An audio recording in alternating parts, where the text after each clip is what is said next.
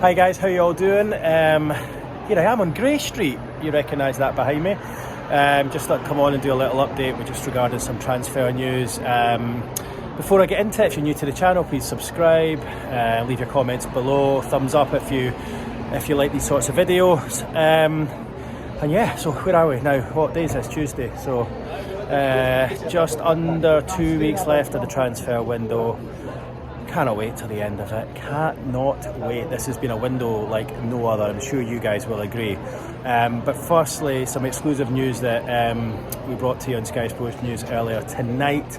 Newcastle today have rejected an approach from Ipswich Town, Championship side Ipswich Town, to take Lewis Miley on loan. Now, there's been a lot of interest in Miley this summer. A number of different clubs have sort of come to Newcastle and sort of made informal approaches. This is the first formal one from Ipswich today, who of course have got ambitions to get back into the Premier League, and they see Miley as being an ideal central midfielder for them for the season. Of course, they missed out on out in Hayden Hackney at Middlesbrough. They thought they had him. He went down for talks and a medical, but he decided last minute not to go. There was a £20 million offer on the table, but that one fell through. So they're desperate for a central midfielder. They've been looking at Miley. They're aware he came off the bench against Villa at the weekend, just played a couple of minutes, and it looks as though his minutes could be limited this season. So they've made a loan offer to Newcastle for his services, a season-long loan. But Newcastle have essentially issued a hands-off warning because they want Miley as part of the squad for the season. Eddie Howe wants 6 midfielders for 3 positions. Of course, we know the first choice 3 is Bruno Guimaraes, Sandro Tonali and Joe Linton, and then the 3 backups, if you like. I'm saying backups, but they're all very, very good players in their own right, are Lewis Miley, Joe Willock and the newly acquired Jacob Ramsey, who of course signed last week. So Ramsey and Joe Linton, just cancel that call. Ramsey and Joe Linton would essentially be the left-siders. Of course, Willock can play on the left as well. Then you've got Tonali and Bruno, who can both play in the middle.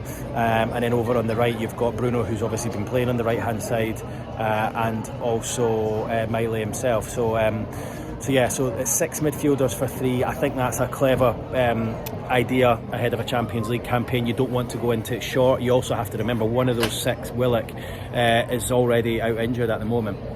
So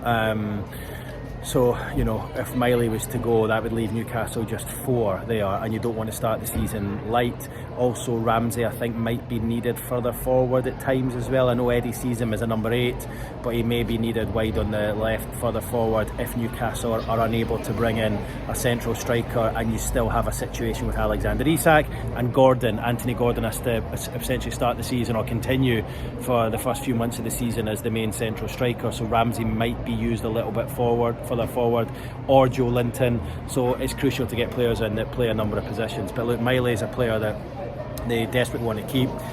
I get the impression that he wants to play. He's had a real taste for it 2 seasons ago when he broke into the side, played a lot. I think he started 27 games 2 seasons ago when he broke in as a 17-year-old.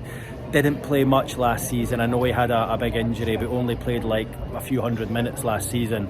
But what he had 2 years ago has given him a real taste for it, and I think for him it feels like he's not so much taken a step back, but it's been difficult for him that he's been out of the team a lot, and what he will not want to do is kind of stand still. He wants to keep growing. He's 19.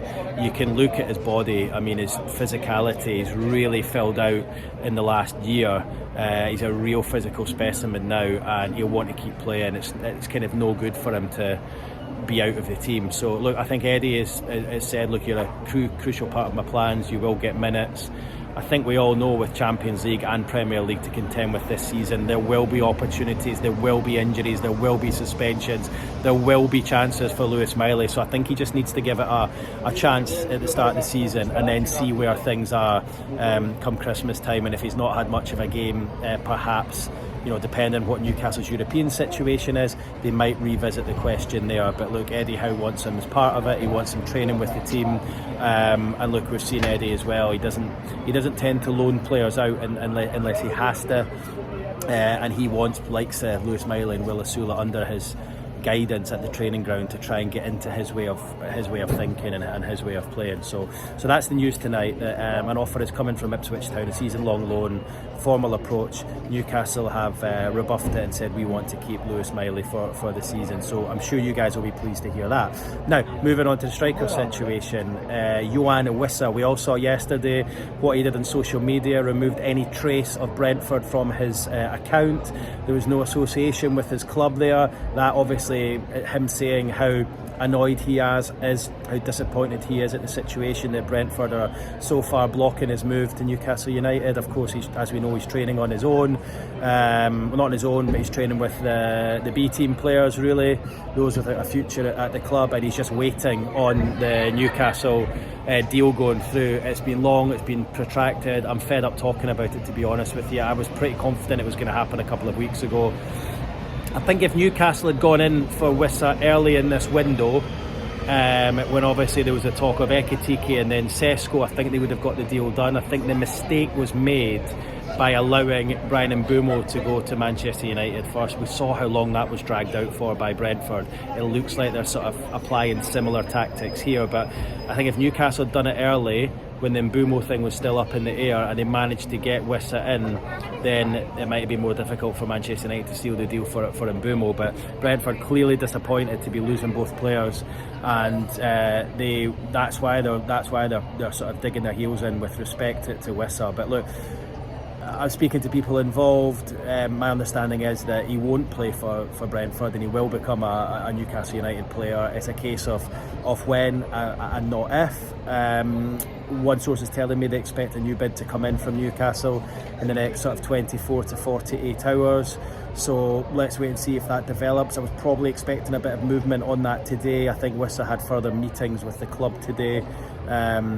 But let's see if sort of tomorrow, so that's Tuesday into Wednesday, if Newcastle come in with another bid, and let's see if they can get a deal done. Look, I know there's been noises that they want 60 million.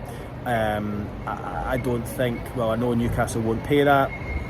I don't think a deal will go through at that. I do think there's a bit of posturing, and I think they'll come to some kind of agreement somewhere between the sort of 30 and 60 million pounds that have been mentioned. Sorry, between the 25 million that they offered first of all and the 60 million. Is a big gap there, but I would imagine a deal will probably get done somewhere around about 40 million, 35 plus 5, 30 plus 10, something like that. It feels like that deal will get done. But obviously it's difficult talking about it because it's not that dissimilar a situation to what we see with Alexander Isak, and we all know how upset, angry, frustrated you guys are with the Isak situation. And it's been quite nice to see on social media a lot of you agreeing that you kind of feel for Brentford and the way that WISSA's going about things. But look, WISSA obviously feels that he was promised a move. You've got to remember back in January, and also I think last summer, Nottingham Forest came in for him. There was interest from Tottenham Hotspur as well. He feels that he had a gentleman's agreement that's been reneged on.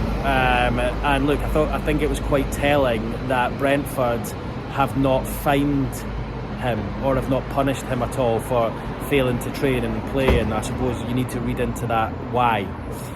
All I'll say is covering transfers used to be fun. They used to happen quickly. There was a bit of magic, a bit of excitement. Now by the time it gets done, you're just absolutely exhausted.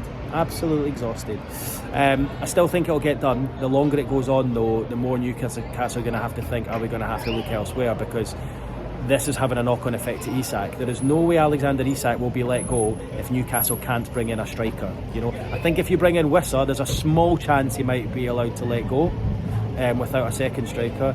I think without bringing in WISSA, and all you've got left is sort of the likes of Anthony Gordon, who's not an out-and-out striker, or centre forward, and Asula there, I just can't see Isak being let go. So if Newcastle getting 2, Isak goes. If Newcastle getting none, Isak stays. If Newcastle getting 1 in the shape of WISSA, the club have got a decision to make. So that's the nuts and bolts of it at the moment. So hopefully I've more on that tomorrow. I'm up at the training ground tomorrow. I'll do a sort of video behind the scenes, give you guys a little glimpse as to what's happening at the training ground, training. Keep my eyes peeled for Isak, don't think I'll see him, but anyway, I'll be up there tomorrow, so I will supply a new video from the training ground tomorrow morning and keep you guys abreast of what's to come. So thanks for watching, guys.